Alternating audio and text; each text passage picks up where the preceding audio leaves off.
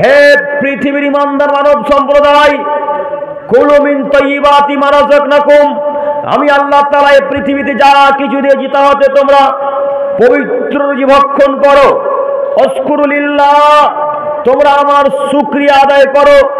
You কুনতুম ইয়্যাহু তা'বুদুন, যদি তোমরা আমার ইবাদত করে থাকো তাহলে। এখানে তিনটি বাক্য আল্লাহ ইমানদার মানব সম্প্রদায়কে বলছেন। এক, তোমরা পবিত্র রুজি ভক্ষণ করো। দুই, তোমরা আমার ইবাদত করো। তিন, যদি তোমরা মুমিন হও। এই আয়াতের বিবরণ দ্বারা বোঝা যাচ্ছে যে শুধুমাত্র ইবাদত তারাই করে যারা অ্যাকচুয়ালি প্রকৃত মুমিন। তারা আল্লাহর ইবাদত, আল্লাহর প্রশংসা, আল্লাহর শুকরিয়া তারাই আদায় করে যারা আল্লাহকে বিশ্বাস করে, যারা আল্লাহর ইবাদত করে। তাই আল্লাহ বলছেন আশকুরুলিল্লাহ, আমার শুকরিয়া আদায় করো। ইউ কুনতুম ইয়্যাহু তা'বুদুন, যদি তোমরা আমার ইবাদত করে থাকো। এখানে একটু কথা বলি, নইলে বুঝতে পারবেন না। একটু দিনী ভাইরা আমার দিকে তাকান। একটা লোক সালাত আদায় করে না, ওর ইসলাম সম্পর্কে জ্ঞান নেই, আল্লাহকে চেনে না। এরকম একটা লোককে জিজ্ঞাসা করেন, আব্দুল্লাহ, আচ্ছা চাচা, আপনার সংসার কেমন চলছে একটু বলেন না। ওই লোকটা আল্লাহকে চেনে না, নামাজ সালাত কিছুই আদায় করে না, তাসবিহ তাহলিল জিকির আজকার সিয়াম কিছুই পালন করে না। এই লোকটাকে, এরকম একটা লোককে জিজ্ঞাসা করেন যে চাচা আপনার সংসার কেমন চলছে গো? তখন এই লোকটা এক কথায় উত্তরে বলবে, বলিস না তো, সংসার খুব ভালো একটা চলে না। বলবে না? বলে কি? বলে। এই হুবহু এই কথাটাই কোনো এক মুরব্বী সাহেবকে জিজ্ঞাসা করেন যারা 5 ওয়াক্ত সালাত আদায় করে, যারা মোটামুটি আল্লাহকে চিনে, যারা একটু ভালোভাবে আল্লাহ রসুলের বিধানকে বোঝে, তাদেরকে জিজ্ঞাসা করেন যে চাচা আপনার সংসারটা কেমন চলছে একটু বলবেন। তখন ওই চাচার পরিবারে যদি প্রতিদিন আলু সানা দিয়ে ভাত চলে, তবুও চাচা বলবে আলহামদুলিল্লাহ আমাদের পরিবার খুব ভালো চলছে।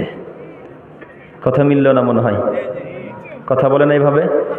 এই কথাই আল্লাহ হুবাহুব কোরআন মাজিদের মধ্যে বলছেন আশকুরুলিল্লাহ, আদমের ছেলে মেয়ে আমার শুকরিয়া আদায় করো। ইউ কুনতুম ইয়্যাহু তা'বুদুন, যদি তোমরা আমার ইবাদত করে থাকো, যদি তোমরা আমাকে মেনে থাকো, যদি তোমরা আমার ইবাদত করে থাকো, তাহলে তোমরা আমার শুকরিয়া আদায় করো। তাহলে বোঝা যাচ্ছে যারা আল্লাহর ইবাদত করে, যারা আল্লাহকে চিনে, তারাই শুকরিয়া আদায় করবে। তাছাড়া পৃথিবীর কোনো মানুষ আল্লাহর শুকরিয়া আদায় করবে না। এটাই ঠিক। তাই তো আপনাকে আমি প্রায় দিন আলোচনাতে বলি যে এত টাকা এতটুকু ইনকাম করেন, মনে করেন যে দিনে 100 টাকা ইনকাম করছেন, তবুও আলহামদুলিল্লাহ, তবুও আলহামদুলিল্লাহ। কেউ দিন গেলে 20,000 টাকা ইনকাম করে, তবুও আলহামদুলিল্লাহ।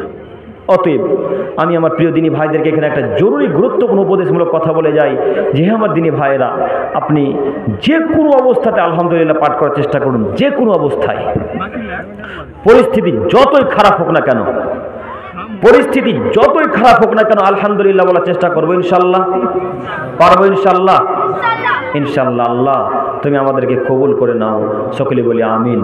সম্মানিত দিনী ভাই, এরপরে আয়াত মহান আল্লাহ তাআলা বলেন, ইয়া আইয়ুহার রাসূল, হে সম্মানিত রাসূল, কুলু মিনাত তাইয়্যিবাত, আপনি পবিত্র জীবক্ষণ করেন, ওয়া আমালু সালিহান, এবং আপনি সৎ কর্ম করেন। আপনি যা কিছুই করবেন করুন না কেন, আমি আল্লাহ তাআলা সব কিছু অবগত। জরুরি এখানে একটি কথা পেশ করি। প্রথমে আল্লাহ তাআলা বললেন ইয়া আইয়ুহার রাসূল, হে সম্মানিত রাসূল, হে মহামান্য রাসূল। বক্তব্য শেষ করে দেবো না? তো আপনারা এদিকে ওদিকে তাকাচ্ছেন কেন? আমি কি এখানে ইউসুফ জুলেখার ঘটনা বলছি? ছি ছি ছি ছি, আমি কি ইউসুফ জুলেখার ঘটনা বলছি যে আমি এখানে গল্প করবো আর আপনারা ওখানে গল্প করবেন আর বাদাম খাবেন? এটা কেন? আমি যে আয়াত বলছি, এখন আয়াতের অর্থ বুঝতে পারবেন আপনি। তখন সকালবেলায় গিয়ে বলুন আব্দুল করিম ভাইয়া বলেছে যে আমার দুর্নাম, তাই না? কথা বুঝতে পারছেন কি? আপনি যদি 5 মিনিট থাকেন তো 5 মিনিট এক খেলা আমার দিকে তাকান। ভালো না লাগলে চলে যাবেন, কিছু করার নেই। আমি আপনাকে জোর দিয়ে বসাতে পারি না, তাই না? একটু এবার আপনি আমার দিকে তাকান। আল্লাহ বলছেন, ইয়া আইয়ুহার রাসূল, হে সম্মানিত রাসূল, হে মহামান্য রাসূল, হে মহামান্য নবী। একটু আল্লাহ যখনই মুহাম্মদ সাল্লাল্লাহু আলাইহি সাল্লামকে ডেকেছেন, তখনই আল্লাহ সম্মান দিয়ে আল্লাহ নবীকে ডেকেছেন। যখনই আল্লাহ আমাদের নবী মুহাম্মদ সাল্লাল্লাহু আলাইহি সাল্লামকে ডেকেছেন, তখনই সম্মান দিয়ে ডেকেছেন। আল্লাহ এত সম্মান অন্য কোন নবীকে দেননি, আল্লাহ এত সম্মান অন্য কোন নবীকে দেননি। আল্লাহ যখনই জাকারিয়াকে ডেকেছেন, তখনই তিনি বলেছেন, ইয়া জাকারিয়া, হে জাকারিয়া। কথা বুঝলেন না? আল্লাহ যখনই ইব্রাহিম আলাইহিস সালামকে ডেকেছেন, তখনই আল্লাহ বলেছেন, ইয়া ইব্রাহিম, হে ইব্রাহিম। আল্লাহ যখন ইউসুফকে ডেকেছেন, তখনই তিনি বলেছেন, ইয়া ইউসুফ, হে ইউসুফ। ইয়া মুসা, হে মুসা। কিন্তু আমাদের নবী মুহাম্মদ সাল্লাল্লাহু আলাইহি সাল্লামকে যখনই আল্লাহ ডেকেছেন, তখন সম্মান দিয়ে, খুব দামি নাম দিয়ে ডেকেছেন। তিনি বলেছেন, ইয়া আইয়ুহান নবী, হে সম্মানিত নবী। ইয়া আইয়ুহার রাসূল, হে সম্মানিত রাসূল। কথা বুঝতে পারলেন কি? এবার আপনাকে আমি বোঝাতে চাইছি যে আল্লাহ আমাদের নবীর এত সম্মান দিতে পারলেন, আল্লাহ আমাদের নবীকে সম্মান দিয়ে ডাকতে পারেন, কিন্তু আপনাদের 3 নম্বর শ্রেণীর পচা হানাফিরা আল্লাহ নবীকে সম্মান দিতে শিখলো না। আল্লাহ মুহাম্মদকে যখন ডাকছেন, তখন বলছেন, ইয়া আইয়ুহান নবী, হে সম্মানিত নবী। আর আপনাদের 3 নম্বর শ্রেণীর পচা হানাফি, 3য় শ্রেণীর হানাফি হুজুরেরা বলছেন, ইয়া নবী সালাম আলাইকা, ইয়া রাসূল সালাম আলাইকা, ইয়া হাবিব সালাম আলাইকা। আচ্ছা বলেন, সম্মান কমলো না বাড়লো? আপনারা কথা কি আবার বুঝতে পারছেন? সম্মান আল্লাহ নবীর কমলো না বাড়লো? কমলো। আল্লাহ এত বড় সম্মান দিয়ে ডাকতে পারেন, আর আপনার হুজুরে এত কম সম্মান দিয়ে ডাকের, মানে কি হিসেবে আপনার হুজুর বললো ইয়া নবী সালাম আলাইকা? বলবে কেন? আল্লাহ নবীর মর্যাদা আলাদা, আমাদের নবীর মর্যাদা অনেক বেশি, সম্মান দিয়ে ডাকা লাগবে। তারপর এখানে একটি কথা বলি, ইয়া নবী সালাম আলাইকা, ইয়া রাসূল সালাম আলাইকা, ইয়া হাবিব সালাম আলাইকা বলা বেদাত। এটা বেদাত, এটা বেদাত। এর শহীদারা কোনো প্রমাণিত নয়। আদানের কিছুক্ষণ পরে শুনতে পাবেন, আসসালাতু ওয়াসসালামু আলাইকা ইয়া রাসূলুল্লাহ, আসসালাতু ওয়াসসালামু আলাইকা ইয়া হাবিবাল্লাহ, আসসালাতু ওয়াসসালামু আলাইকা ইয়া নূরাম মিন নূরিল্লাহ। শুনতে পান না মনে হয়? একদম যে বেদাত, গোটাই যে বেদাত। এই যে চলবে না, এই দরুদ চলবে না, এই সালাত চলবে না। আপনাকে আমি অনুরোধ করে বলি, যতটুকু আমল করবেন সেই আমল কার হওয়া লাগবে? আল্লাহ এবং তার রসুলের দেওয়া লাগবে। তাহলে আমল কবুল হবে আল্লাহর কাছে, নচেত কবুল হবে না। তাই আপনাকে বলতে চাইছি, সম্মান দিয়ে ডাকতে শিখুন। আল্লাহ নবীকে সম্মান দেন। আপনি ইয়া নবী সালাম আলাইকাকে ছুঁড়ে ফেলে দেন, আপনি ইয়া নবী সালাম আলাইকাকে ছুঁড়ে ফেলে দেন। এর কোনো ভিত্তি নেই, এর কোনো ভিত্তি নেই, এর কোনো ভিত্তি নেই।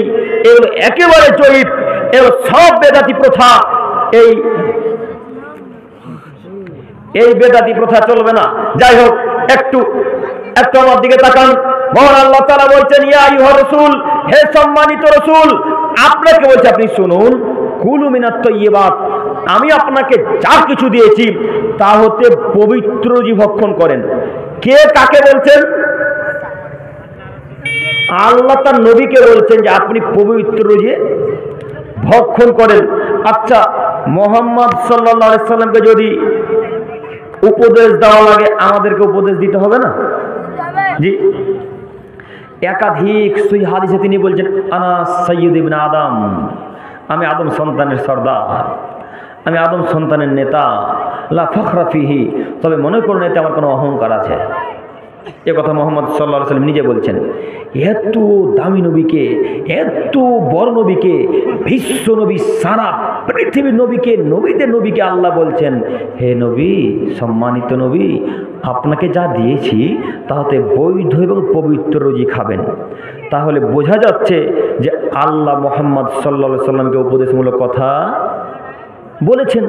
তো এত বড় দামি ব্যক্তিকে উপদেশমূলক কথা বলতে হলে আমাদেরকে কতবার বলা লাগবে? আমাদেরকে কতবার বলা লাগবে? এই জন্য তো আপনাকে প্রায় দিন আলোচনাতে বলি যে বিড়ি খাবেন না গো। আপনারা হয়তো বলেন আব্দুল করিম ভাই বিড়ি নিয়ে শুধু বক্তব্য রাখছে, হ্যাঁ? তো বিড়ি নিয়ে বক্তব্য রাখবো না কেন? আপনি বিড়ি খাচ্ছেন কেন গো? যাই হোক, এখানে থাকলাম। এরপরে আপনার পরের বাক্যে ফিরে গেল, তিনি বলছেন ও আমালু সালেহান, আপনি সৎ আমল করবেন। সৎ আমল কোনটা? পৃথিবীতে অনেক আমল আছে, নেই? পৃথিবীতে অনেক আমল আছে, কিন্তু সৎ আমল কোনটা এখন কিভাবে বুঝবেন? সবাই তো বলছেন আল্লাহর নবী বলেছেন, সবাই বলছেন আল্লাহ বলেছেন, সবাই বলছেন আল্লাহ রসুল বলেছেন, সবাই বলছেন আবু হুরায়রা রাদিয়াল্লাহু তাআলা আনহু বর্ণনা করেছেন, সবাই বক্তারা, প্রায় বক্তারা বলছেন আল্লাহর নবী বলেছেন, আব্দুল্লাহ ইবনে ওমর বলেছেন, আবু বকর সিদ্দিক রাদিয়াল্লাহু তাআলা আনহু বলেছেন, সবাই তো হাদিস বলছেন। তো আপনি কিভাবে জানেন কোনটা সৎ আমল আর কোনটা বেদাতি আমল? জি, কথা বুঝতে পারলেন? কিভাবে আপনি জানবেন? এবার আপনাকে জানতে হবে যে আসলে এটা আল্লাহ রসুলের দেওয়া আমল কিনা। এবার আপনাকে জানা লাগবে আসলে এটা আল্লাহর নবীর দেওয়া আমল কিনা। যদি আল্লাহ নবীর দেওয়া আমল হয় তাহলে মানলাম, যদি আল্লাহ নবীর দেওয়া আমল না হয় তাহলে ছুঁড়ে ফেলে দিলাম। পারবো ইনশাল্লাহ? পারবো না ইনশাল্লাহ? ইনশাল্লাহ। সম্মানিত দিনী ভাই, যাই হোক, এখানে অনেক কিছুই বলার ছিল, যেহেতু কথা বলা যাবে না এই ব্যাপারে, তাই প্রসঙ্গকে উল্টে দিয়ে আমি অন্য কথা বলি। একটু আমার দিকে তাকান সম্মানিত দিনী ভাই। এবার খুব মূল্যবান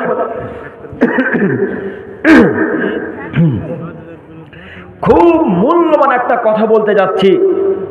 সেটা হচ্ছে এই যে সলাত আদায় করা ছোট, সলাত না আদায় করা ছোট পাপ না বড় পাপ? একটু কথা বলেন। বড় পাপ।